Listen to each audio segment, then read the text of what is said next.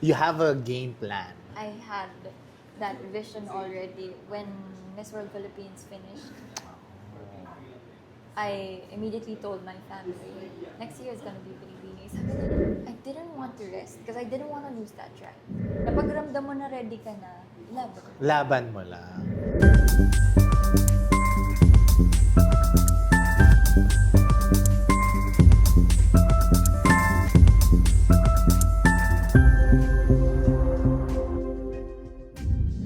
What was life like prior to stepping into the spotlight of Binibining Pilipinas? I know it's not your first rodeo in pageantry, but for the fans, diba, outside pageantry, what was life like? Well, I was already doing my thing before joining pageantry. I was, if hindi pa po nila alam, I was already a reporter, a sports reporter, a model, a host. That's what I've been doing for a few years.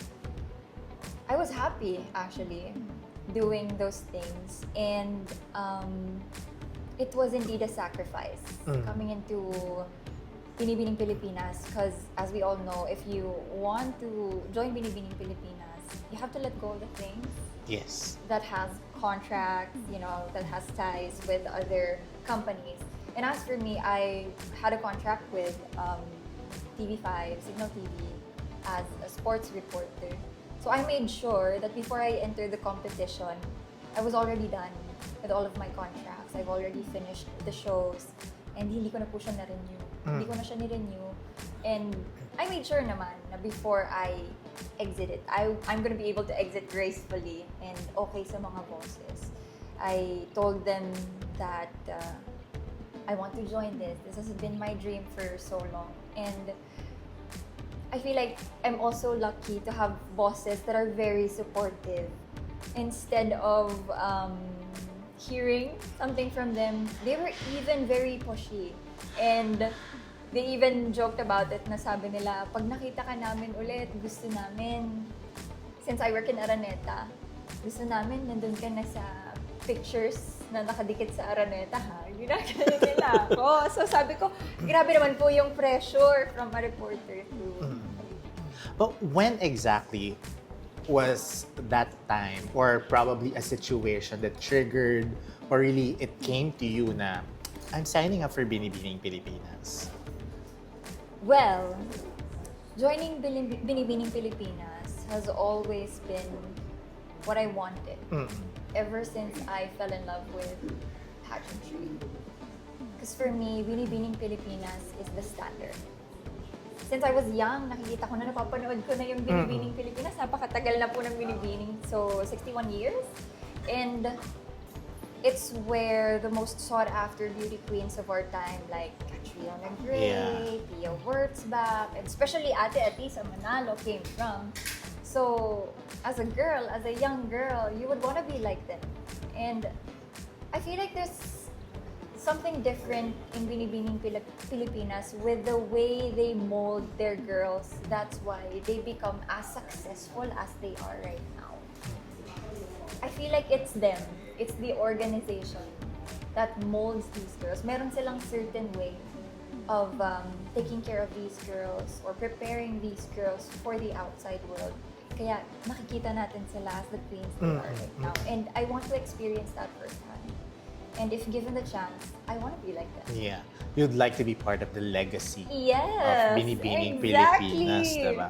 Can you describe that moment when you finally heard your name or yung final screening or yung number, delegate number mo as one of the official candidates of Binibining Pilipinas? Mixed emotions, definitely. At first, I was overjoyed. Siyempre, as I've said, I've been wanting to join Binibining Pilipinas for a very long time, and finally, here I am. I am actually part of the roster. But then, when it started sinking in, na parang, hey self, you're actually in it, you have to act on it. Dun na nagsimula sa akin na I have to put my A game. I can't be just as relaxed. I can't be the same Andrea as I was a year ago. Because this is Binibining Pilipinas. Because this is Binibining Filipinas. This is the standard. This is the dream. Yeah. So I have to be the Andrea that reaches the standard. Wow. And you've been exceeding our expectations. Ay, wow! Thank you Naman po. talaga, diba? So, what was your family's reaction? Kasi syempre, you have a career outside pageantry. Your family's reaction that you're signing up for Binibining Pilipinas. They knew, even before I became a courtside reporter in UST. Did you have to get their yes before signing up? No. Kasi po, I already told my family before I graduated UST that I wanted to join Binibining Pilipinas. That was way years back pa. I said, Ma, Pa, I just need some buffer years. I feel like I need to be this person first before I could achieve the standard that I'm talking about. Because for some people, they say, kailangan go ka na agad. You don't need for the right moment to come. Hindi na kailangan bumuelo. Just take it and then make it perfect. Yeah. I don't believe in that. I believe in the power of preparation. So I wanted to become someone first. I wanted to be confident with how I speak, how I look, how I stand in front of people before I step into the Binibining Filipinas stage. And my parents knew that. They were supportive about it. Actually, they're all very supportive with how I wanted my life to go. Kasi at first, I was a pharmacist. I was a registered pharmacist. I was supposed to be the first doctor in the family. But when I fell in love with pageantry, akala ko po nun hindi sila papayag. Kasi as an Asian girl, being in that traditionally Asian family, parang ang taas ng tingin kapag doktor, Yeah. yung mga ganong klase na profesyon. Pero I told them, it's not about the profession, it's about what you're passionate about. And this is what I'm passionate about. Saan nanggaling yun? Meron bang influence? Meron bang beauty queen sa family? Oh, okay. This is actually a cute story. My sister was kind of forced. My eldest sister ko po was kind of forced to join a local pageant way back 2006. The pageant was called Ginoon at Binibining Candelaria. I was 6 years old back then. So, my sister would practice her pasarela sa parking lot po namin kada hapon.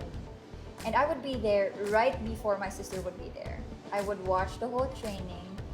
And at night, mahuhuli ako ng nanay ko that I'm doing my own little pasarela inside my room. So she'd be like, bakit parang mas gusto mo kaysa sa ate mo? Siyempre, nung bata po ako, dinideny ko pa.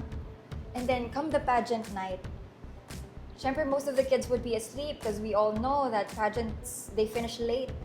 I'm the only kid up. I watched the whole thing. I was in awe with all of the candidates, especially my sister, of course. And that's where my love for pageantry started. I was just amazed with these women, and I was that little girl who was so into Barbies, and there they were, my real life Barbies. And doon na po talaga nagsimula yung amazement ko sa mga beauty queens, and that's where I wanted to become one.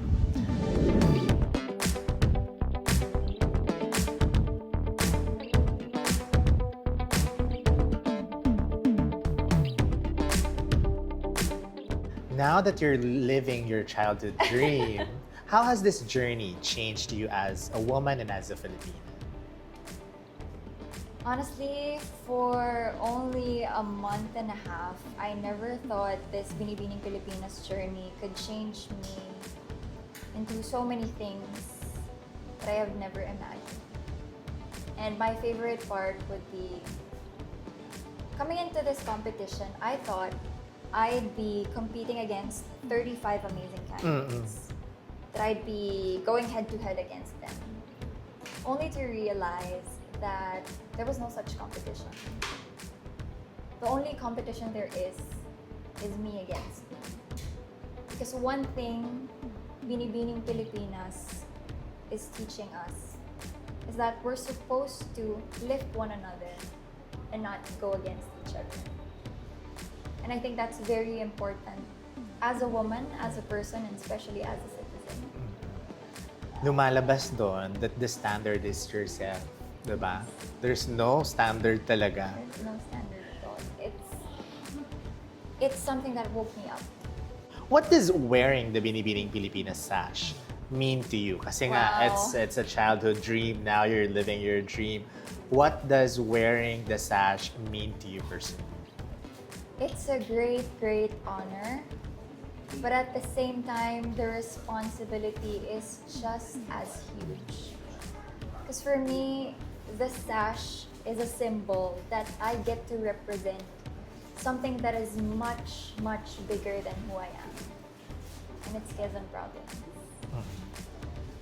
So the way I speak, the way I do things, the way I respond to whatever is coming into my journey, it's a reflection of how we do things. It's a reflection of our way of life in Quezon province. So I can't be just relaxed. I can't be just bahala na. I have to raise the standard. I have to raise the name of a Quezonian. And for me, that is a huge responsibility. Napakarami po munisipalidad sa Quezon province. So they're also looking at what I'm doing here in Binibining Pilipinas. So I gotta make sure that I'm doing my best in it. May curious question lang ako, Ay, sige po. Andrea. Because it seems to me, well, obvious naman that you excel in anything that you do, in everything that you do as a reporter, in your career, and as a Binibining Pilipinas right now. Would you rather be a beauty queen or a reporter? A beauty queen. Without a doubt, in a heartbeat, I would choose to be a beauty queen. And what is it about pageantry that made you think this is the right path for you? Okay. So one thing about pageantry is that I get to be the person that I want to be while being someone that is purposeful. Let's face it, when you are in pageantry, as a woman, you get to do things that you really love, like be beautiful, be confident. You do things that will make you feel more confident and more beautiful. But at the same time, it doesn't end there. Yes. The pageant industry gives you an avenue to be more purposeful, to give your life more meaning.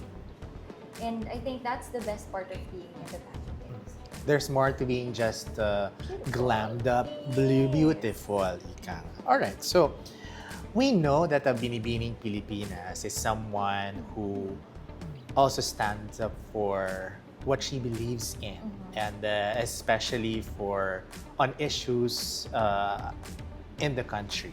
So, what issue in the Philippines do you feel deserves more attention, and how can we address it? Our cybersecurity, definitely. I don't know if you know my story, but I've been a victim of cyber harassment 2 years ago, wherein I was just living my life normally as a reporter, and then all of a sudden, there came this cyber attacker sending me death threats, bomb threats. Wow. There was even one time I was supposed to host a game in another city, and then they received a bomb threat. So imagine the panic that it caused, not just to me, but to the whole city. But up until this day, the culprit is still not behind bars. So I did reach out to the authorities, but it was all just paperwork and talk. And I don't want anyone to feel as if they have no one whenever they are in that situation, because that's what I felt. I felt like no one is ever going to help me, or no one was ever going to take me out of that situation. I had to pull myself out of that situation. I had to let go of it without even healing from it. Nobody deserves to be harassed in the Nobody first place. deserves to be harassed. So I feel like our government should really focus on our cyber safety, especially now that everything is online.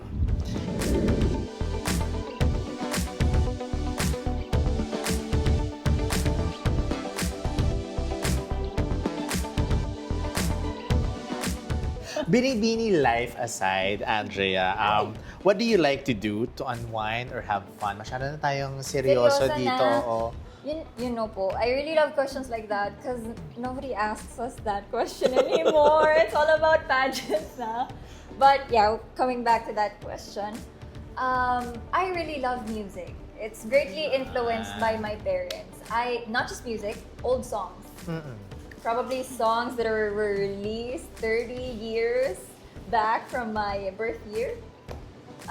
So what I like to do during my free time, I listen to old songs. Kasi yun po talaga yung ginagawa namin sa probinsya kasama yung parents ko while we're drinking coffee. So if you're thinking about the relaxed time for Andrea Oo Endicio, nga. it would be listening to my favorite old songs with a cup of coffee, or probably three. Because I love coffee so much. Oo. Iniisip ko palang nakaka-relax yung simoy ng hangin sa Yes. Quezon Province, Diba? diba? Tapos may kape, tapos yung music. Ayun. Best Old songs. scenario for a chillax Yes. afternoon or any time of the day? Any time of the day, because in our household, ang kape po talaga is every hour is coffee o'clock, even if it's 2 a.m. Talaga? Yung Gising na gising. Totoo po, yung tatay ko at 2 a.m. would be knocking at our doors. Kape tayo.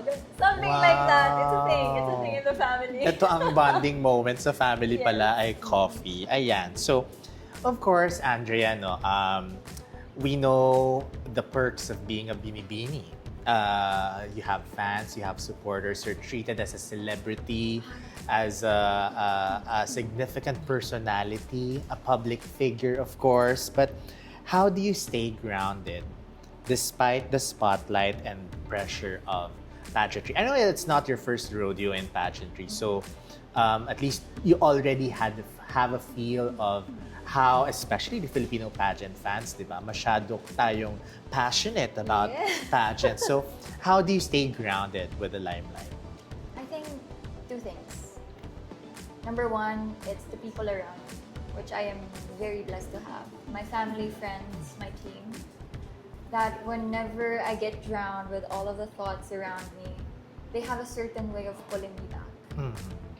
And I think that's very important, especially when you are at the limelight, when you are in front of a lot of people telling you this and that, whether good or bad. It's important to have these people telling you that, hey, you are here. You have to stay here. And number two would be my faith. I grew up in a Catholic family where God is the center of everything. And I've always believed that what God gives, God can take. So whatever I have right now, I must not take it for granted. So whatever I worked hard for, I nurture it. And then I thank God for whatever I have right now. Kasi alam ko naman na pahiram lang to sa akin. And He's just using me to be of better purpose. Alam mo, more eyes are now on Quezon Province. Any representative of Quezon Province, no, mas tumaas ang expectations because of the province's performance in pageantry recently with the win of Fadisa, di ba?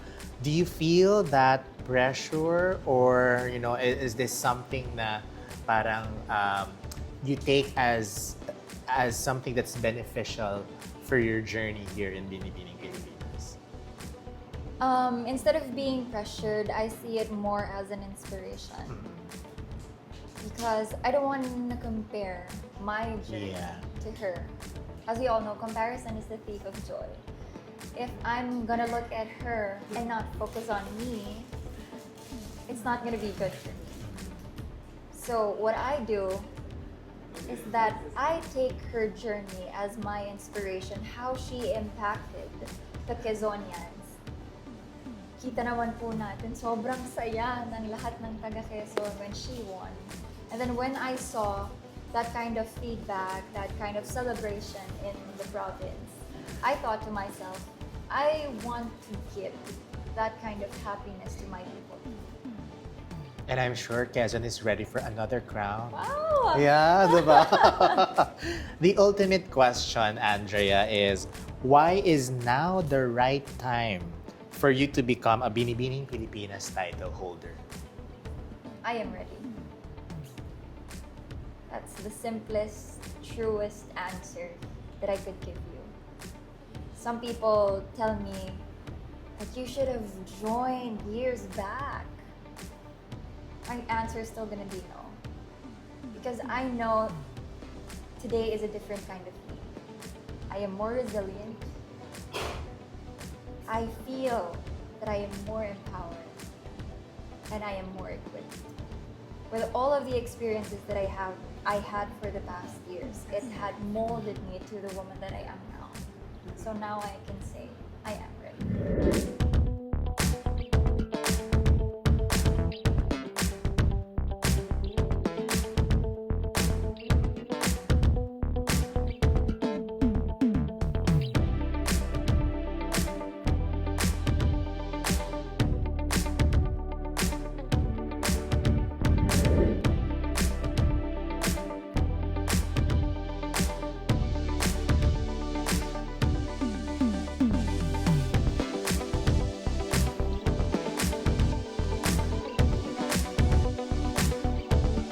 Hi everyone! Once again, this is Andrea Endicio, your Binibining 19 from Quezon Province, and I am inviting all of you to please all watch our coronation night happening this June 15 at the Araneta Coliseum. See you there!